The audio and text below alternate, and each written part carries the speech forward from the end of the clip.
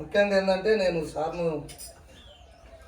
86లో గోదావరికానికి నా ఉద్యోగ రీతిగా నేను వెళ్ళినాను. అప్పుడు మరి ఒక సంవత్సరం దాకా అంటే సారు నేను ఎక్కువ పరిచయం నేను సార్తో రావచ్చు. నేను 86 నుంచి 85లో ప్రభుని నమ్ముకున్నాం. నేను నమ్ముకొని సంతలో నమ్ముకొని అక్కడికి వెళ్ళిన. అట్లా మరి నేను అట్లా మాకు బంధువు అవుతాడు రాజయ్య అని వాచ్మెన్గా సార్ దగ్గర మన చర్చిలో వాచ్మెన్గా ఉండే. అంటే షార్ట్కట్ కొన్ని విషయాలు సమయం అయితే ఆమె బాగా అనారోగ్యంగా ఉండే, ప్రభుని నమ్ముకున్నారు. ఆమెకి హాస్పిటల్ అంటే ప్రైవేట్ హాస్పిటల్ తీసుకపోతే అవన్నీ పరీక్షలు చేయాలంటే బాగా డబ్బులు అయితే. ఎంత పరీక్ష అంటే అప్పుడు 20,000 రూపాయలు ఏమవుతాయి అంటే ఇక సార్కోతో నేను చర్చ్ పని మీద పనులు చెప్తే కొద్దిగా నేను చేస్తా అంటే చూసి మరి వర్ణబా ఈ సమక్కను వరంగల్కు గ్యాంధ హాస్పిటల్ పరీక్ష చేయాలి, ఇక్కడ డబ్బులు బాగా అవుతాయి, బ్యాడ్ అంతా పరీక్ష చేయాలంటే సార్ నాకు ఎవరు తెలియదు, నేను పోలేను అని అంటే నేను ఒక ఉత్తరం రాస్తాను, నువ్వు పోతావు, పలానా కాడి దిగి పలానా కాడి పోవాల సైమన్ పాస్టర్ కావచ్చు సైమన్ అని అంటే లేదు సార్ నేను పోలేను, నాకు తెలుసు కదా నా బలహీనత, నాకు అసలు బస్సు పోడే తెలియదు అది అన్నాను. లేదు ఇక్కడ అమ్మకొండ మీ ఏరియా కదా నువ్వు పోగలుగుతావు అని చాలా ఎంకరేజ్ చేసింది. ఏది చేసినా సార్ నువ్వు చాలా సతాయించిన నేనే పోదు కానీ నాకు డ్యూటీలో నాకు వీలు కాదని నన్ను ఎంకరేజ్ చేసి పంపించిండు. ఇక నేను ఆమెను తీసుకొని పోయినా, పాస్టరు ఎక్కడే పలానా కాడి దిగినా పలానా కాడి పోవాలని అడ్రస్ అంతా తేటగా రాసిచ్చింది. ఈ రోజు వరకు నాకు సార్ ఎక్కడికి వెళ్ళాలన్నా మంచి అడ్రస్ రాసిచ్చింది.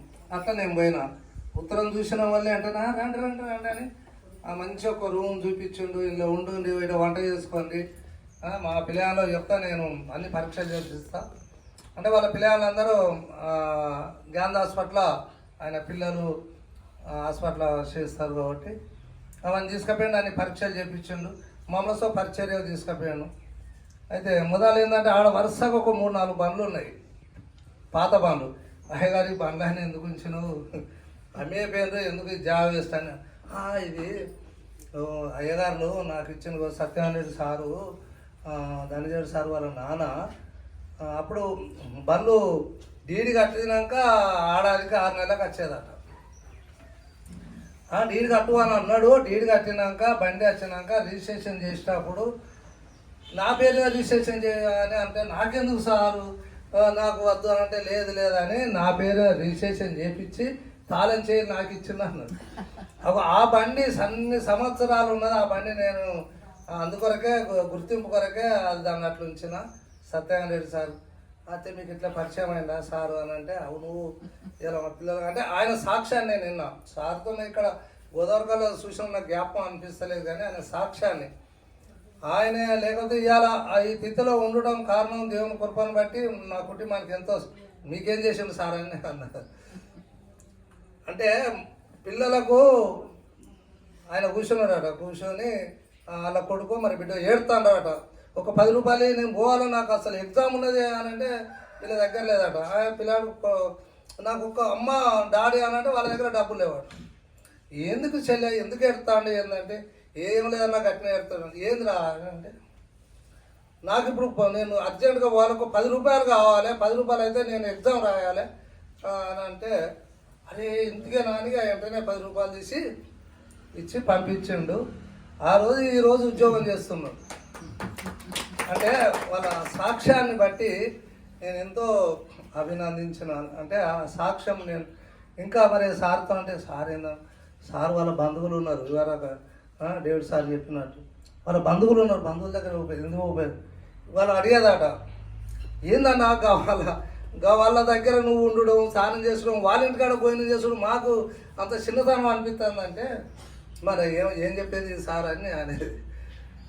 అంటే వాళ్ళకు సమాధానం చెప్పేది చెల్లె నిజమే మీ దగ్గరికే రావాలి కానీ మరి అక్కడ ఎందుకు ఉంటున్నావు, వాళ్ళ దగ్గర ఎందుకు ఉంటున్నావు, మా దగ్గరికి ఎందుకు వస్తలేవు, మా దగ్గర ఎందుకు స్నానం చేస్తలేవు అంటే నేను ఉన్నది వాళ్ళ దగ్గర దేవుడు ఉన్నాడు, మీ దగ్గర దేవుడు లేడు, నాకు యేసు ప్రభు దేవుడు ఉన్నోళ్ళ దగ్గర నేను ఉంటా అంటే ఆ సాక్ష్యాన్ని బట్టి మనం అనుకుంటాం తల్లిదండ్రులు ఇవ్వాలా, మరి ఆయన ఎన్ని పొడగొట్టుకుంటాడు, బైబిల్ ఉన్నది కదా, ఎవడు కాపాడుకుంటాడో వాడు పొడగొట్టుకుంటాడు, ఎవరు ప్రభు కొరకు వాళ్ళని దీవింపబడతామని మరి ఆ అయ్యగారి ప్రార్థన, వారి యొక్క జీవితాన్ని వాళ్ళు ఎట్లా నమ్ముకున్నారో నమ్ముకున్నట్టుగా బ్రతికిండ్రు. మనం ముందట మంచి సాక్ష్యం కలిగి ఉన్నారు.